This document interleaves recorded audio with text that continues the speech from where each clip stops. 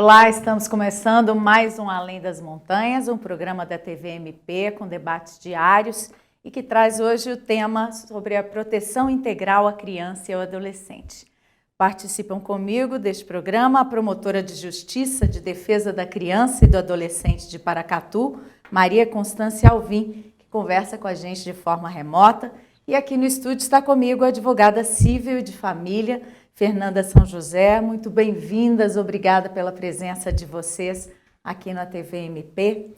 Bom, vou começar perguntando para a doutora Maria Constância sobre o projeto de sua criação para consolidar a rede de proteção infanto-juvenil aí na região de Paracatu. Como é que ele começou?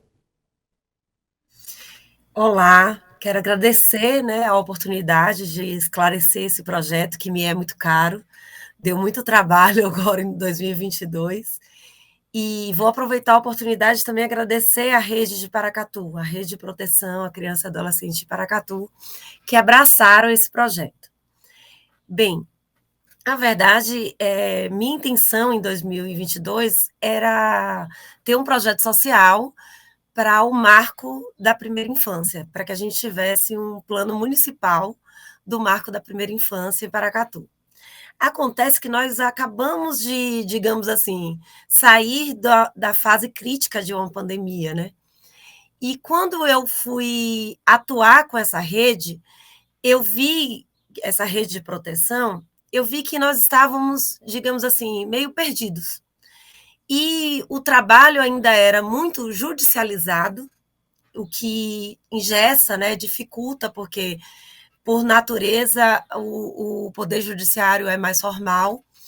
E nós tínhamos aquela impressão de que aquelas medidas de proteção previstas no artigo 101 do ECA eram suficientes. E nessa construção, por quê? Porque eu vejo a proteção integral como um valor e eu vejo a proteção integral como um princípio de um sistema. E às vezes a gente só enxerga o ECA, mas na verdade o ECA é a primeira lei que estrutura essa proteção integral.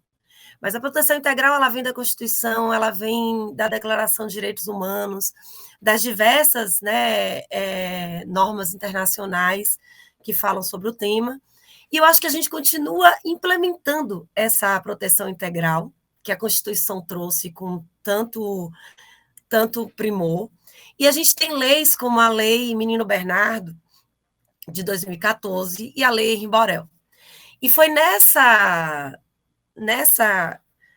pensando dessa maneira sistêmica, que eu entendi que era necessário que a equipe, as equipes, a sociedade que trabalhava comigo nessa proteção, encarassem o nosso trabalho como um trabalho intersetorial. Não só um trabalho após o risco, o dano e a situação da criança ou adolescente, mas um trabalho, por vezes, preventivo, que incluísse a família, a sociedade e os demais serviços e agentes públicos. Então, nasceu nessa perspectiva. E quantos procedimentos já foram instaurados desde a criação dele?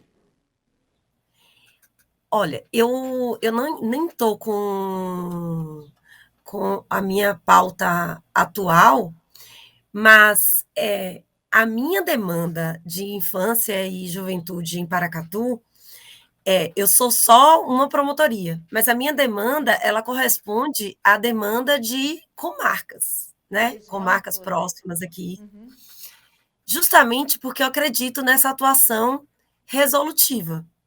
Então, após esse projeto, nós conseguimos instaurar algumas questões, como expedir recomendações, trabalhar com serviços. Eu estou agora fazendo uma vistoria completa nos serviços de abrigamento familiar e institucional. E desde então, uma regra, e eu acho muito interessante que a gente consegue, nesse contato com a rede de proteção à infância e juventude em Paracatu, o quanto os conselheiros tutelares, o pessoal que trabalha no CREAS, CRAS, CAPS, o quanto eles hoje entendem a necessidade desse trabalho intersetorial. Desde então, as nossas audiências concentradas têm sido mais efetivas, né? Nós temos conseguido avançar bastante.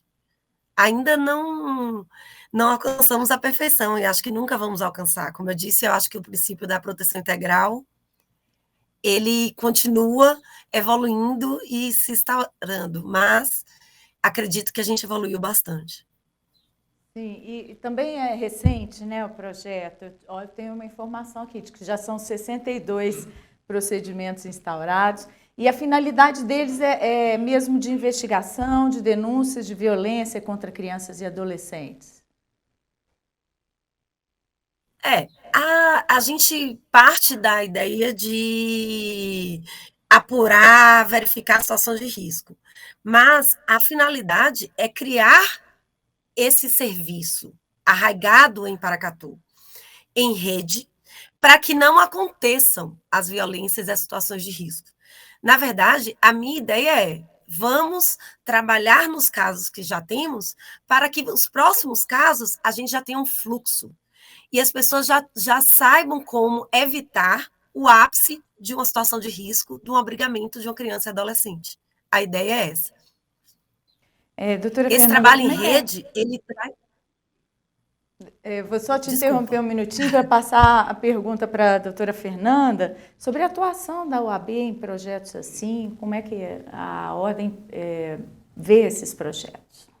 Não só a ordem, mas é de extremo, eu falo até como uma cidadã que atua também na causa dos direitos das crianças e dos adolescentes como advogada e também como diretora de uma ONG no terceiro setor, que é de extrema importância e relevância, porque é aquilo que eu sempre digo, se você cuida bem das crianças, você está cuidando do futuro de um país. Então, tudo começa a partir da educação e do cuidado da proteção à criança e do adolescente. Mas, na verdade, se a gente parar para pensar sob a ótica jurídica do direito e fizermos uma análise legal, a proteção integral da criança e do adolescente é algo que ainda está em constância construção, assim como quando nós falamos de um Estado democrático de direito. E por que eu digo isso?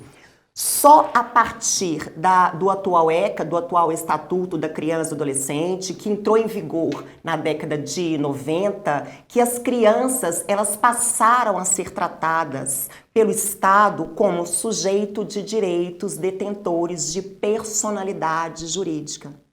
Porque até então eles eram tratados como objeto de tutela do Estado. Ou seja, eles eram tutelados pelo Estado, mas eram considerados um objeto. Então, é de extrema importância, até porque é de extrema importância esse cuidado, essa atenção voltada para a criança e adolescente. Por quê? Porque é algo que ainda está em constante construção. E a nossa promotora, ela tocou num assunto muito importante do trabalho uno, em conjunto, com o CRAS, com os conselhos tutelares, orientá-los, aplicar na prática o serviço de convivência e fortalecimento de vínculos, porque quando você trata de uma criança que necessita daquele cuidado especial do Estado, você está acolhendo não só a criança, mas a família como um todo. Porque quando você analisa ali o histórico de vida daquela criança, você constata que há um problema, seja de violência física ou psicológica, enfim, de uma desestrutura familiar. Então, por isso que é muito importante. Você não acolhe somente este projeto que está em andamento aí da doutora Maria, ela não só está acolhendo a criança por si, mas também toda a família que está por trás ali daquela criança. Nós estamos falando do ECA, que é o Estatuto, né, da Criança e do Adolescente. Ainda há parte da sociedade que não entende que essa proteção estabelecida pelo Estatuto é necessária. Né? Muita gente critica o ECA, a gente entende que ele é um estatuto criado há mais tempo e que precisa evoluir, né? Com projetos como o que a senhora está conduzindo, né, doutora Maria Constância? Mas eu queria que a senhora falasse mais sobre qual a visão que a senhora tem do ECA. Eu fico muito feliz com sua pergunta, porque nós estamos, nós estamos em implantação do ECA. Nós não conseguimos implantar o ECA ainda. E eu quero agradecer à doutora, porque a OAB tem sido uma grande parceira nesse projeto social aqui em Paracatu, como sempre foi em todos os projetos sociais que eu consegui implantar aqui. E aí, falando dessa visão punitivista e, às vezes, a visão superada da situação de risco que a doutora falou, o ECA é um instrumento do artigo 227 da Constituição que suplantou, que acabou de vez com a legislação e a visão anterior da criança e ao adolescente em situação de risco, que não era sujeito de direito, não tinha absoluta prioridade e nem era incluída em políticas públicas. Mas o ECA, ele trouxe uma gama de direitos e deveres e formas de atuação que continuam sendo aprimoradas. E nós temos uma legislação, nós temos a Lei Menino Bernardo, de 2014, nós temos o marco civil da primeira infância, em 2016, e a gente tem uma lei recente, a Lei Henri Borel, de 2022. Baseados em casos, né, que ocorreram, que tiveram muita repercussão, não é isso? Fala um pouquinho sobre eles. Então, ou seja, nós estamos, enquanto sociedade, aprimorando esse sistema. Essa crítica vazia, e eu acho muito engraçado, porque geralmente eu ouço essa crítica de quem não conhece. Porque quem conhece e trabalha sabe o quanto o ECA, a Lei Menino Bernardo e a Henri Borel, o marco da primeira infância, são pautadas por questões reais. E aí eu vou para a tua pergunta, né? Você falou, fala dos casos. A Lei Menino Bernardo foi uma lei que me marcou bastante, porque eu tomei posse no Ministério Público de Minas Gerais em 2 de fevereiro de 2014. E a Lei Henri Borel, Menino Bernardo é de 2014. E eu me lembro que eu estava na minha primeira comarca sozinha, Medina, né, em Minas Gerais, e chegou para mim um caso de uma criança que teoricamente não estava em risco, mas que a mãe queria entregá-la para adoção, ela já tinha 4 anos, porque ela ia embora com o companheiro dela e não tinha família extensa. E tudo que a gente aprende não pode sair da família, o último caso, família substituta, acolhimento. E eu me lembro que esse caso do menino Bernardo, que me pautou muito, porque eu olhei e falei, gente, eu não posso insistir para essa mulher ficar com essa criança, eu não posso negligenciar o sofrimento psicológico, apesar da mãe, teoricamente, não estar colocando ela em risco, dessa criança. Por quê? Porque todas as vezes em que nós não enxergamos a criança e o adolescente como sujeitos de direito, e nós nos recusamos a prestar essa proteção que eles têm direito desde a Constituição de 88, né? Não foi o ECA que inaugurou a proteção integral. A gente paga por isso. E a gente tem casos tristes, como do menino Bernardo, que foi brutalmente assassinado com um coquetel de remédios. E aí você tem o caso do Henri Borel, que a criança vomitava, né, chorava, pedia socorro para voltar para casa. E eu penso nisso, assim, em que momento nós deixamos de enxergar e de ouvir nossas crianças? Para um pai e uma família extensa, né? Porque não é só a família, né? É avó, é mãe, é babá. Aliás, a babá foi quem mais se preocupou, né? A babá liga para a mãe e fala: olha, ele está no quarto com o vereador, né? Com o padrasto. Em que momento nós nos tornamos tão desumanos para não enxergar um grito de socorro tamanho de uma criança? Porque aquela criança pediu socorro. Mas vestidos com a questão de que era uma família de classe média e de que não era uma situação irregular, né, doutora, como a senhora falou, vestidos com essa questão de enxergarmos o adulto, mas não enxergarmos a criança e o adolescente, deixamos, né, e eu acho que falhamos como sociedade isso acontecer. E eu não sei se, mas assim, a Lei Menino Bernardo foi apelidada da Lei da Palmada. E esse apelido lhe colocou na periferia da história. E a gente não deu a devida atenção, por quê? Uma lei que não tem uma vez sequer a palavra palmada. Uma lei que não traz uma vez sequer um crime. Não fala uma lei que traz a ideia de prioridade política pública, orientação, serviço de acolhimento à família, porque a família que está sofrendo, que está vivendo a violência com criança e adolescente, ela é uma família disfuncional, seja ela de que classe social, de que lugar for.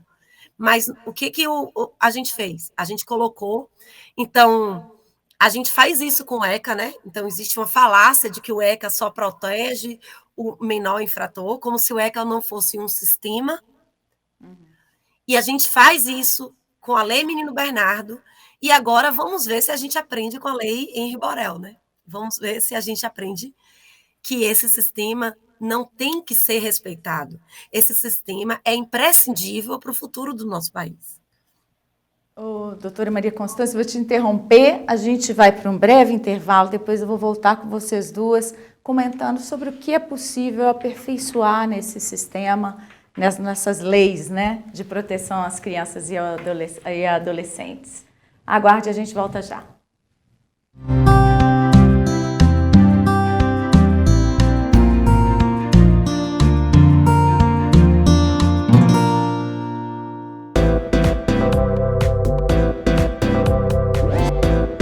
TVMP, em todo lugar, ao seu lado. Realização Ministério Público de Minas Gerais. Siga a gente nas redes sociais e procure por MPMG Oficial. Para mais informações, acesse mpmg.mp.br.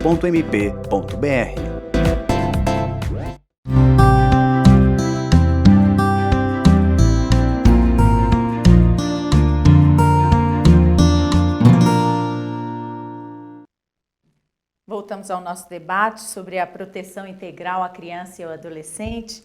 E eu pergunto para a doutora Fernanda, a gente estava falando do aprimoramento, né, do nosso sistema, das nossas leis de proteção à criança e ao adolescente. Na sua opinião, o que deve ser melhorado?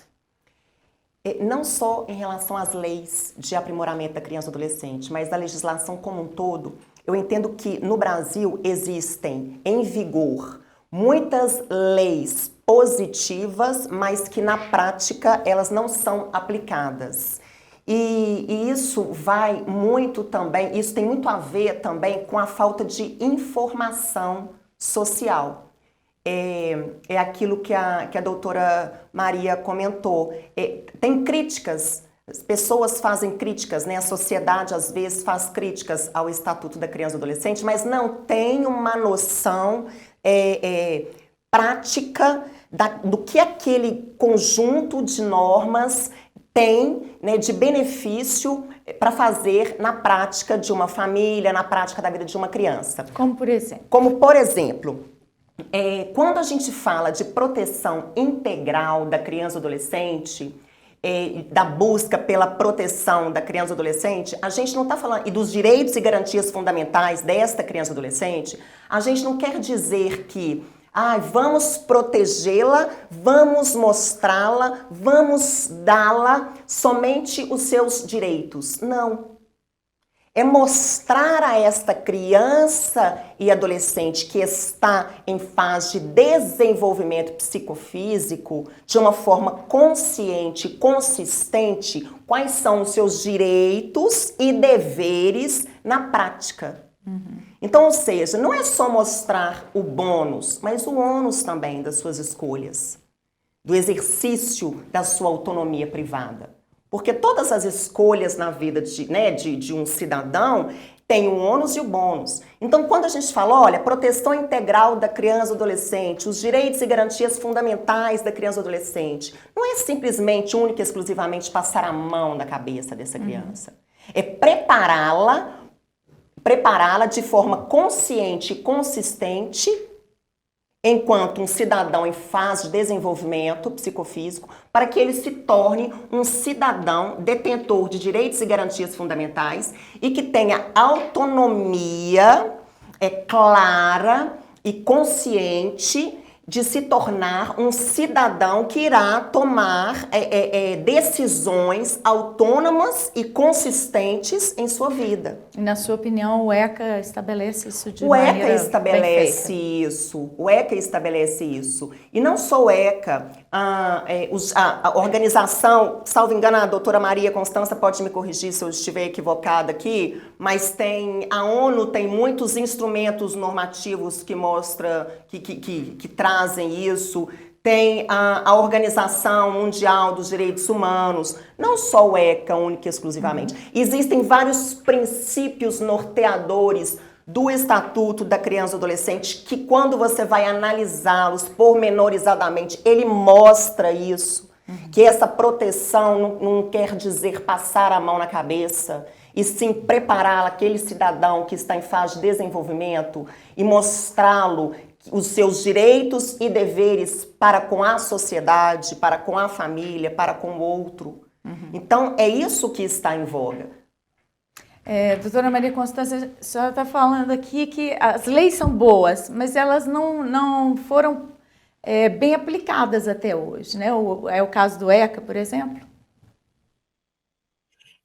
Na verdade, eu vejo que a nossa sociedade, eu me incluo, porque eu acho que nós estamos sempre tão atarefados e tão voltados para outras questões, que a gente só enxerga, por exemplo, no ECA, aquelas medidas de proteção do 101, o que é ato infracional.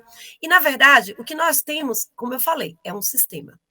Eu achei muito bacana a doutora falar das questões internacionais, porque fica parecendo que no Brasil a gente inventou a roda e que só nós temos essa proteção exacerbada com criança e adolescente. Muito pelo contrário, inclusive a primeira legislação de proteção integral na América Latina é da Argentina, não é nossa.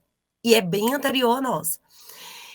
A verdade é que eu acho que para nós conseguirmos entregar tudo que o ECA e as leis que o seguiram, né, e as leis que os inspiram, e as convenções como direitos humanos, a Convenção de Beijing, né, que fala sobre a aplicação da justiça do ato infracional, da infância e juventude, para a gente conseguir entregar tudo isso, a gente tem que chegar além.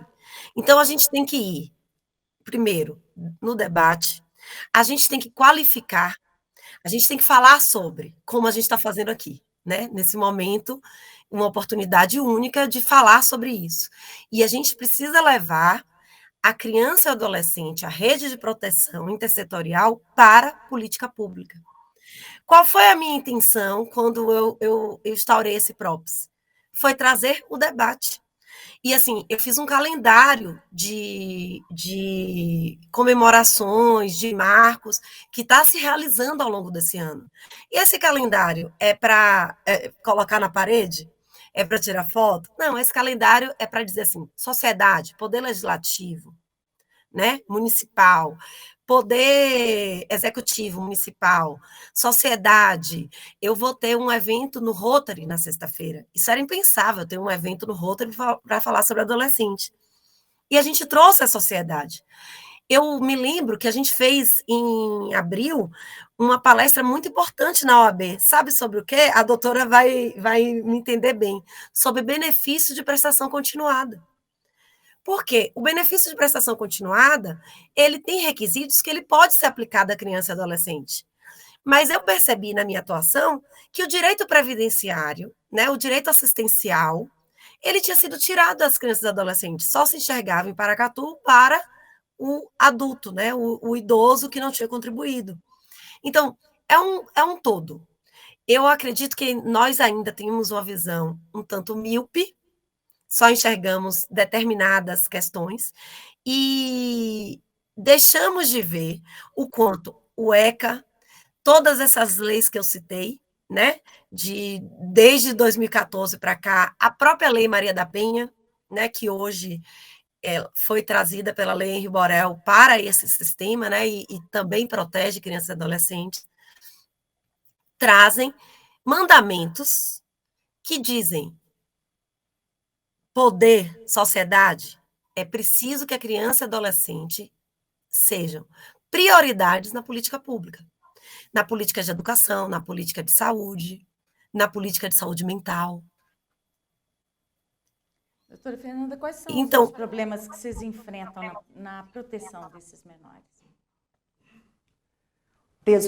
Desestruturação familiar, que é aquilo que eu disse no início da entrevista. Quando a gente acolhe uma criança que necessita de ajuda, não se está acolhendo única e exclusivamente a criança. Você está acolhendo a família como um todo que está passando por uma desestrutura física, emocional, familiar. Uhum.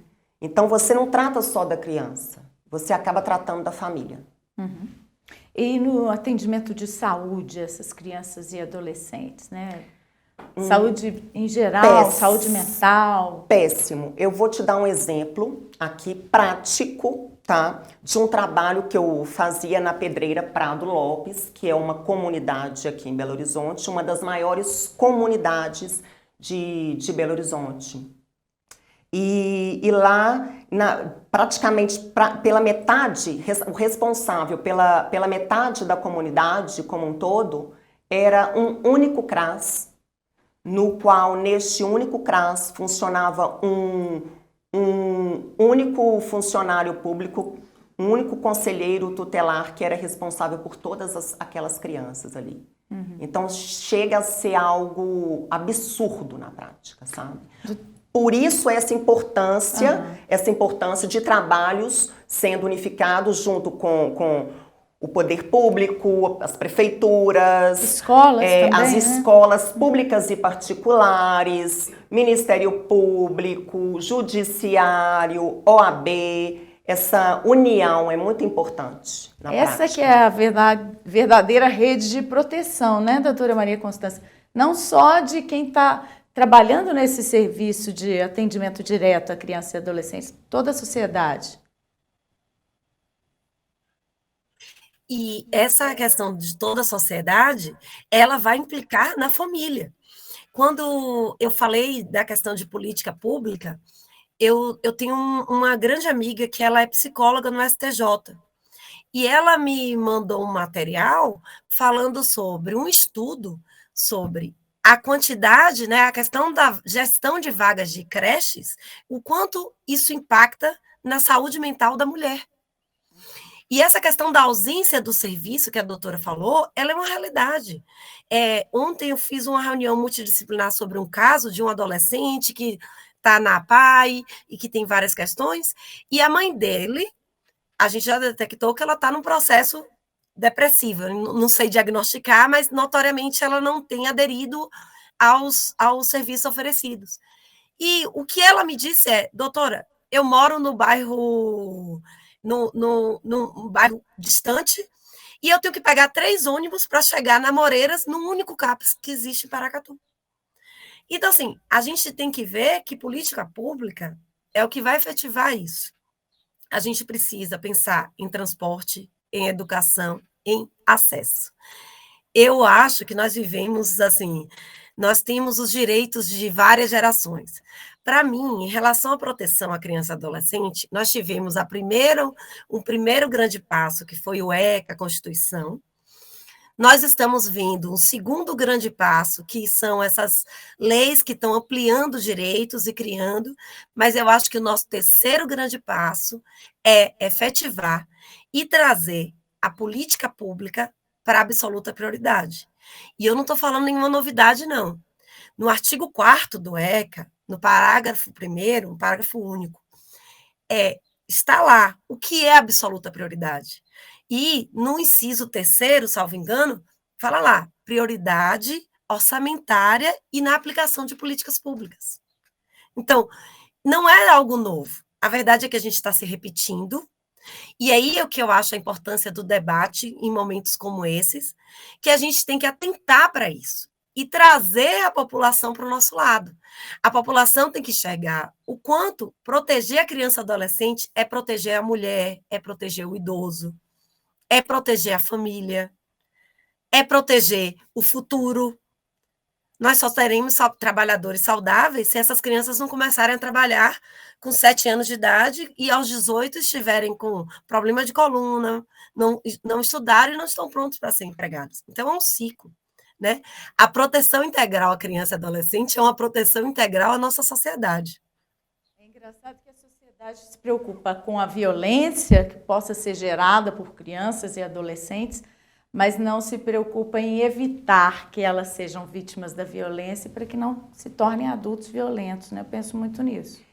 Laura, eu só posso chamar a atenção para uma questão aqui também de extrema importância que pode vir, que contribui, que pode vir a contribuir ainda mais para o desenvolvimento de políticas públicas voltadas à criança e adolescente. É o trabalho que é feito pelo terceiro setor, através de ONGs, de organizações não governamentais. O Brasil ele ainda é muito deficitário na questão de doações, não obstante, durante a pandemia, através de lives e trabalhos e muitos trabalhos virtuais, né, com o pessoal ficando muito em casa, e isso aumentou muito, fez com que as doações aumentassem consideravelmente.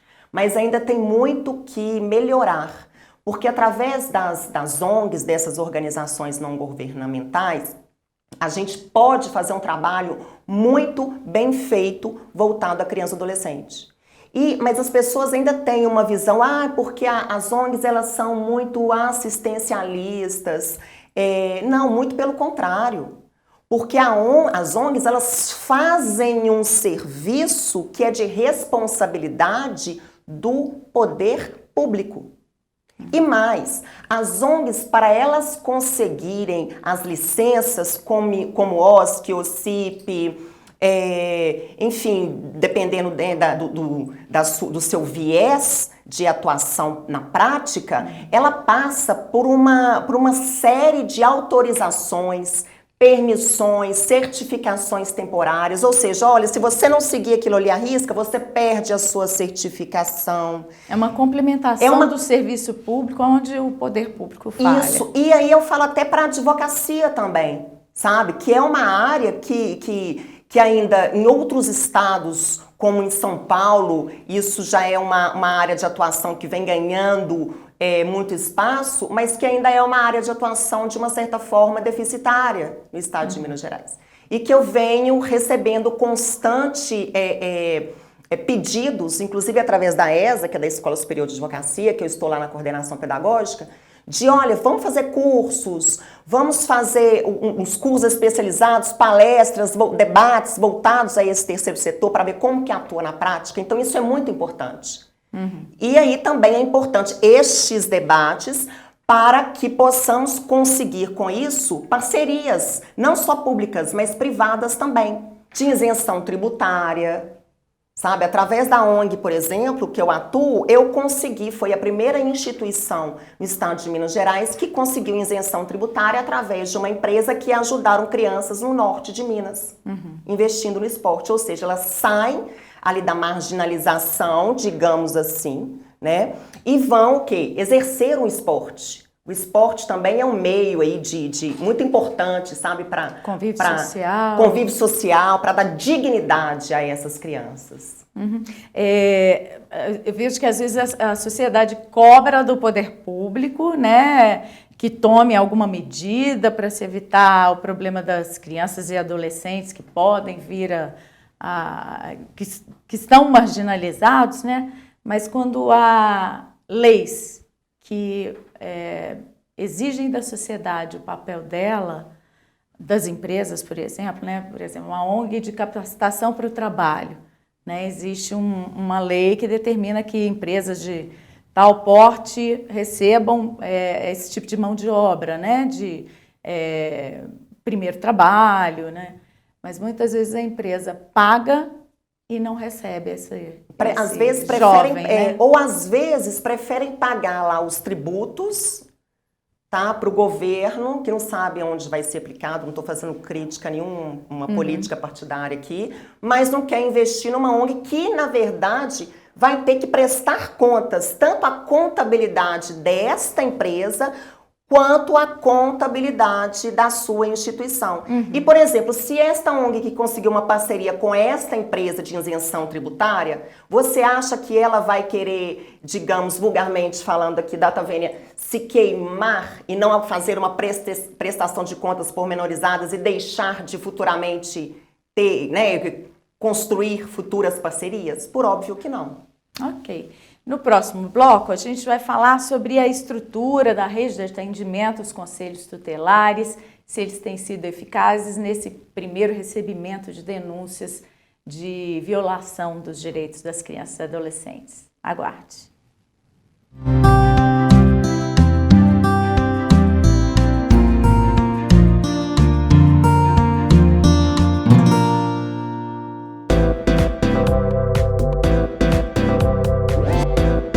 TVMP, em todo lugar, ao seu lado. Realização: Ministério Público de Minas Gerais.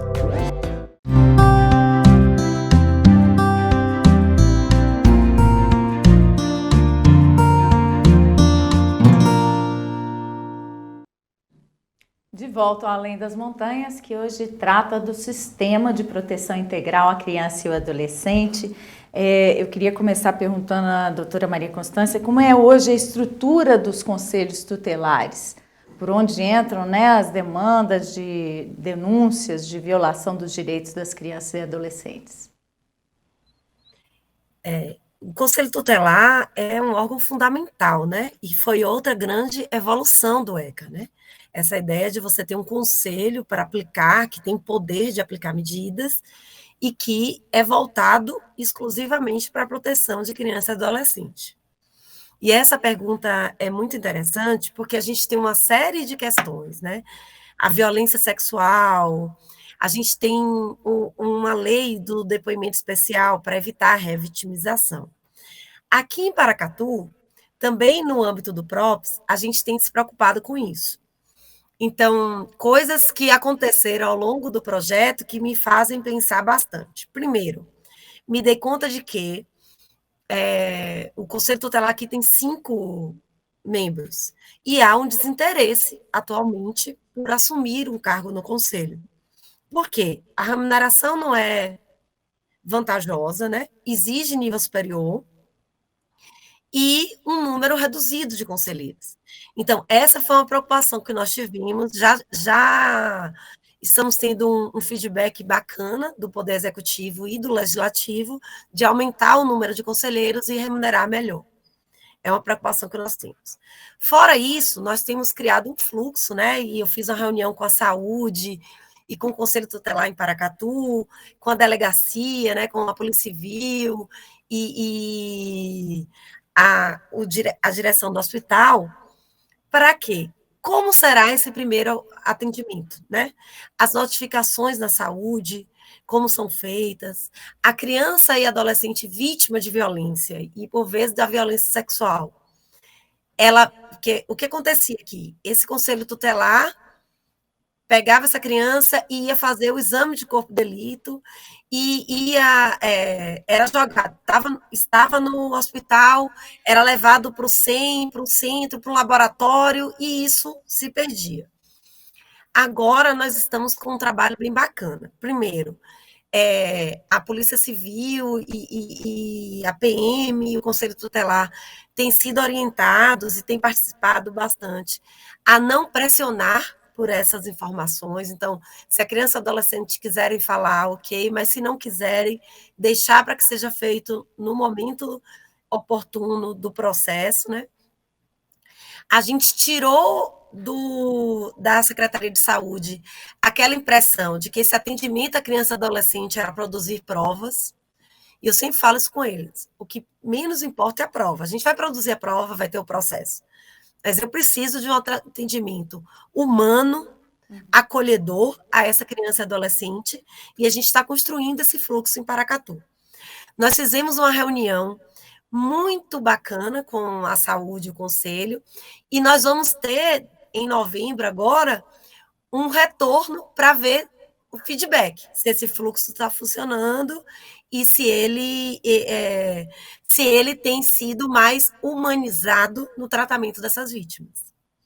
E eu achei muito legal, porque essa reunião que eu tive com a saúde, semana passada eu tive a Semana do Idoso, eu também sou curadora do idoso em Paracatu.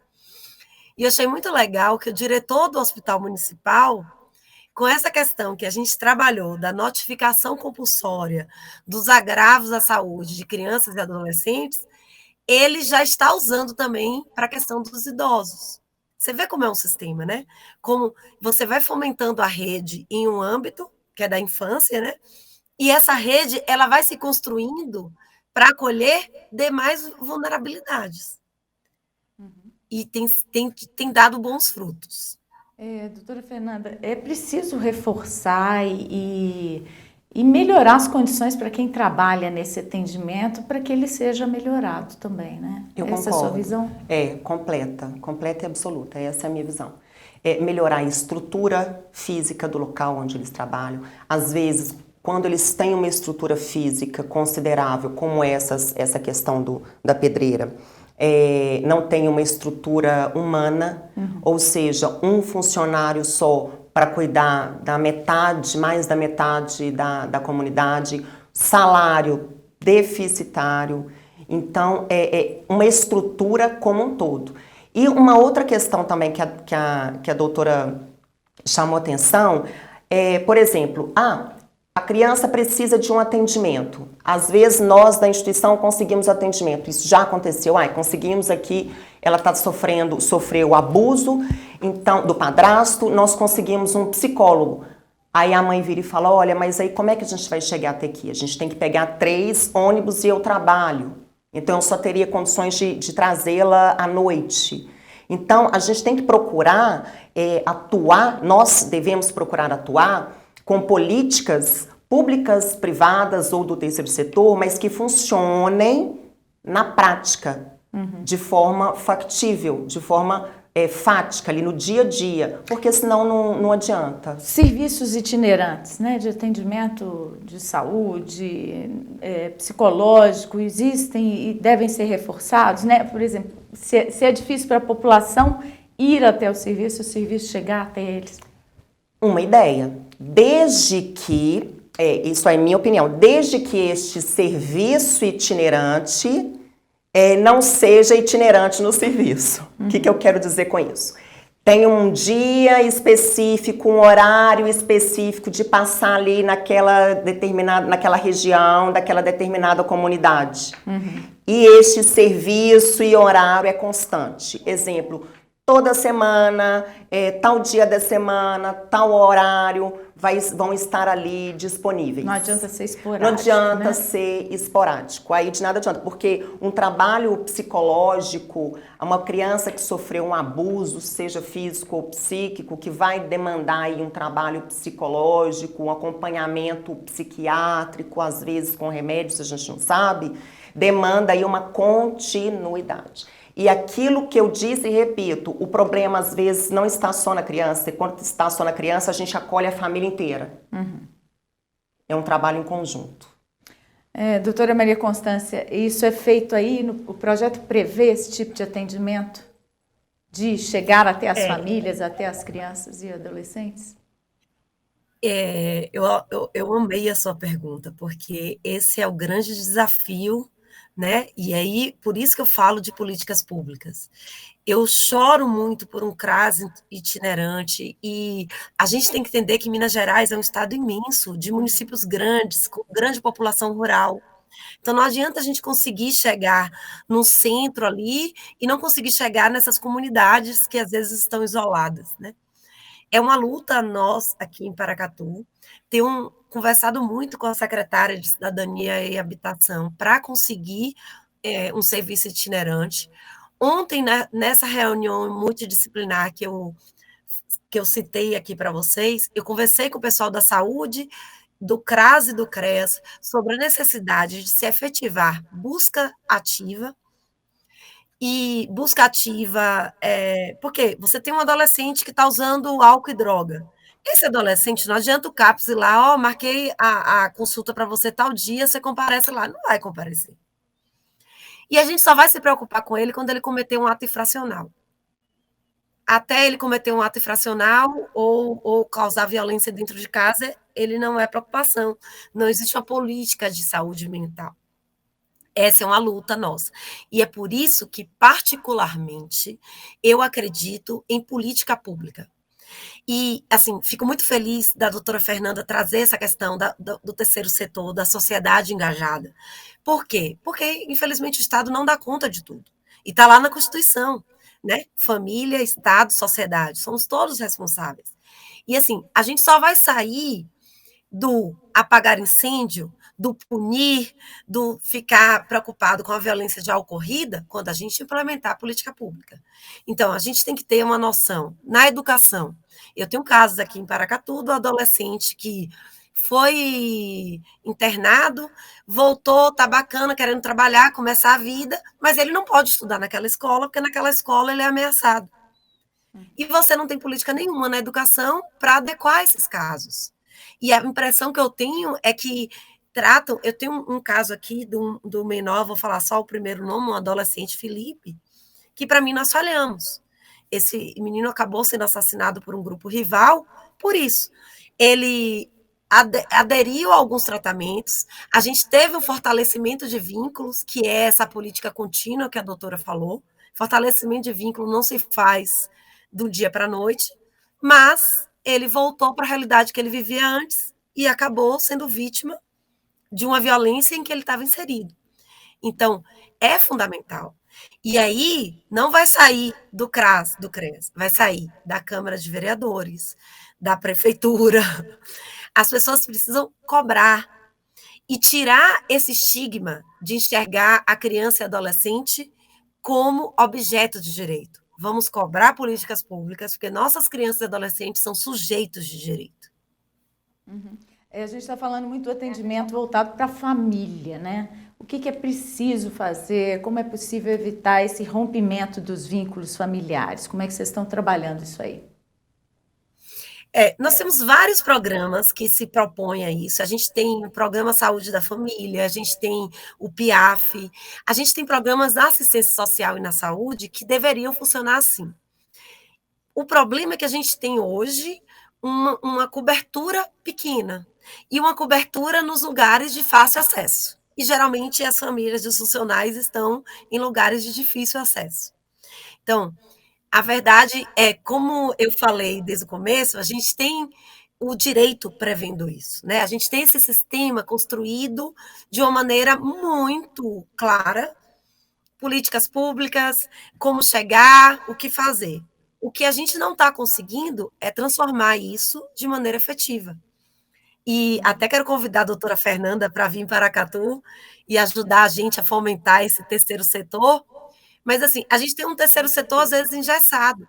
Nós temos dinheiro, né, em fundos que são devolvidos porque não se apresentou projeto. Né? Nós temos empresas grandes, Paracatu é essa a realidade. Paracatu tem mineração, tem agronegócio, mas isso não está sendo convertido em política pública. E aí, quando você não tem uma política pública, a gente fica com pequenos heróis. Por que a doutora instaurou o projeto social? Porque eu já fazia esse atendimento em rede, eu já fazia reuniões, eu já fazia...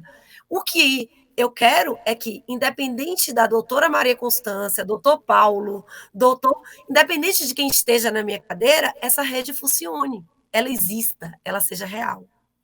Doutora Fernanda, é possível a gente criar um sistema único de assistência social unindo esses esforços todos? Eu creio que nada é impossível. Eu sou meio, digamos, eu acho que, primeira coisa, para você tratar de determinados assuntos no Brasil, você tem que, primeiro de tudo, amar.